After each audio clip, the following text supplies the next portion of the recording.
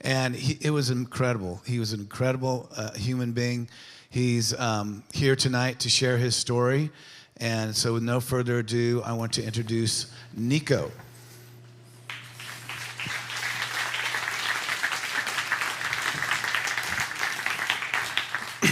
Hey everyone, I hope you're all having a good day. I want to start by saying I'm happy you're here. It shows you care, and that already makes you different. Thank you. I have to be honest with you all. When I found out I'd be speaking to people from Napa, Sutter County, Yuba City, and possibly LA, not only was I very thrilled, but I was thinking, do I wear boots, a blazer, or be prepared for someone to ask me if I've been on TikTok lately? Then I realized this isn't really about fashion or wine or whether we pronounce words differently. It's about faith. And the reason why it's about faith is because no matter where you're from, whether it's the vineyards, the valley, or the 405, we all want the same thing. And that one thing is to be able to help young people find their way, and I know that because I'm one of those young people. In all seriousness, I'm here tonight because I've lived a story, a true story that thousands of young people in Northern California are living every single day. My story does not start with a happy memory, but with a knock at the door. When I was a toddler, a time I can barely remember, CPS stepped into my life. Me, my older brother and older sister, and a few bags filled with what little we owned were suddenly part of the foster care system. Now, as hard as this is going to be, because I bet a lot of you can't remember this long ago, but just try to imagine being 2 or 3 years old and not really knowing who to trust or where home even is. That was my start. But you see, I'm not here to just talk about what was. I'm here to talk about what we're capable of being, because today the story is shifting.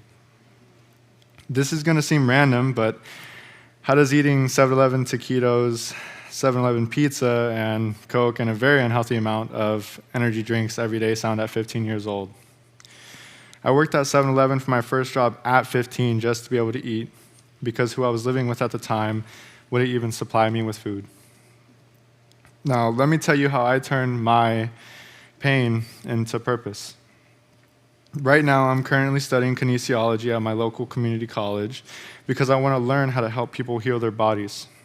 But what I'm also very passionate about is helping people heal their stories, especially young people like me who lived through systems that were supposed to protect us but left us feeling forgotten. I'm building my life one step at a time, not just to succeed for myself, but to be a beacon of hope for others. And I want to share a few things that might actually surprise you all. I learned that in Napa County, only 58% of foster youth graduate high school on time. That means almost half of us are walking into adulthood without a basic diploma. And did you know in Yuba County, 1 in 4 foster youth experience homelessness within 2 years of leaving the system? Imagine you're just trying to study for finals while sleeping in your car.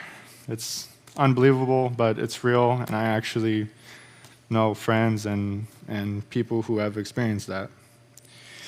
And in Sacramento County, over 65% of foster youth suffer from untreated trauma and mental health needs, but fewer than 1 in 3 get consistent access to therapy. So hearing this, we're not just trying to beat the odds, we're trying to rewrite them completely. So just a few weeks ago, I got to meet with my grief recovery counselor, Daniel, and I want to say thank you to Gina and Rich Alexander for making grief recovery part of We Give NorCal and what it will provide for young people in our healing journey. We've learned how to smile through uncertainty, how to move forward even when the road isn't clear. We know how to survive, but with your help, we have the opportunity to learn how to thrive. We don't need pity. We need partners, people that are willing to light a beacon so that when the next kid is scared, when the next teen is couch surfing or doubting their worth, they see someone who cares enough to donate towards their future. Now, let me be real with you. We don't have time to wait. Every week, more and more youth age out of the system with no plan, no support, and no safety net. But imagine if tonight, just tonight, you decided to light someone's path. And maybe your donation helps pay for textbooks or a semester of therapy or even a pair of shoes. Now, that's not charity.